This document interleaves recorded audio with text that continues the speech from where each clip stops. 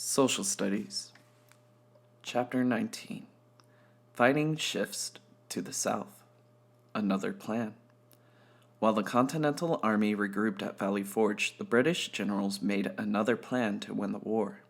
For 3 years, the British had been fighting the Americans in the north.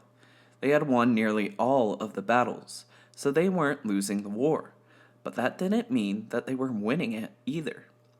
To win, the British would have to beat down the rebellion. They would have to really defeat the Continental Army.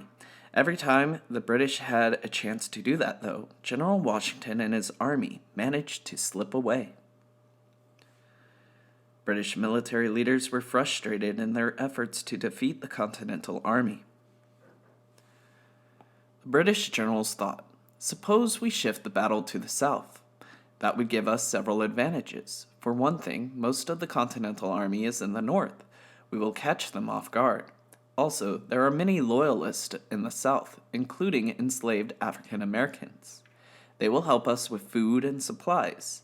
After we take the south, we'll have the Continental Army squeezed between our forces there and our forces in the north. The plan was pretty successful for a while. The British Navy brought soldiers from their base in New York to Savannah, Georgia. The soldiers quickly captured the city. Within a year, they controlled the whole state of Georgia. Soon after, the British took Charleston, South Carolina, and handed the Americans their worst defeat of the war. From there, British troops successfully went on to control a large part of the South.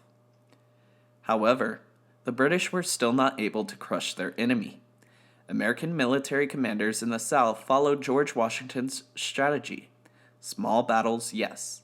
Big battles, no. Never risk the whole army in one big fight.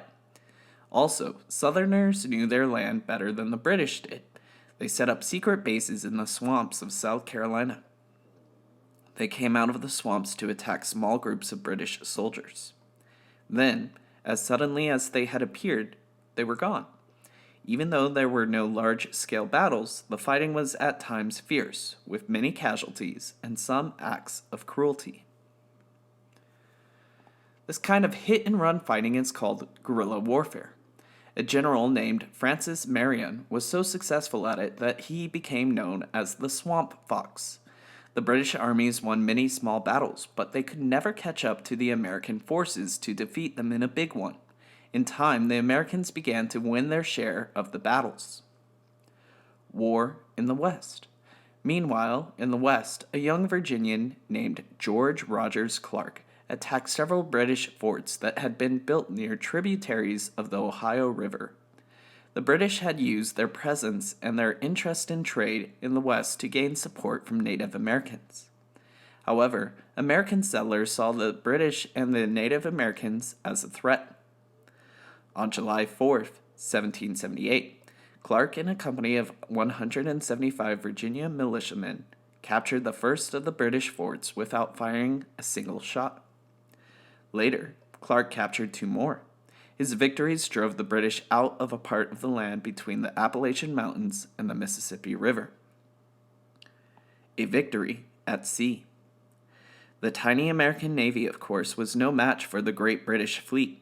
Still, American warships put up a good fight when they met, one British ship at a time.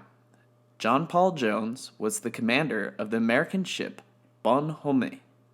Richard, when it came upon the British warship Serapis off the coast of Great Britain.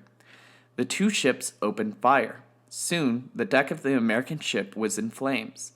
The British commander then demanded that Jones surrender. Jones replied, "I have not yet begun to fight." And fight he did. His own ship, the Bonhomme Richard, sank, but not before Jones and his men climbed aboard the Serapis and took it over. This became one of the most famous naval battles in U.S. history. Benedict Arnold. During this time, George Washington suffered one of his greatest disappointments. It was not a defeat on the battlefield. It was a defeat of the spirit. One of the Patriots' bravest and finest generals, and one of Washington's favorites, went over to the enemy. His name was Benedict Arnold. Arnold had helped win the Battle of Saratoga.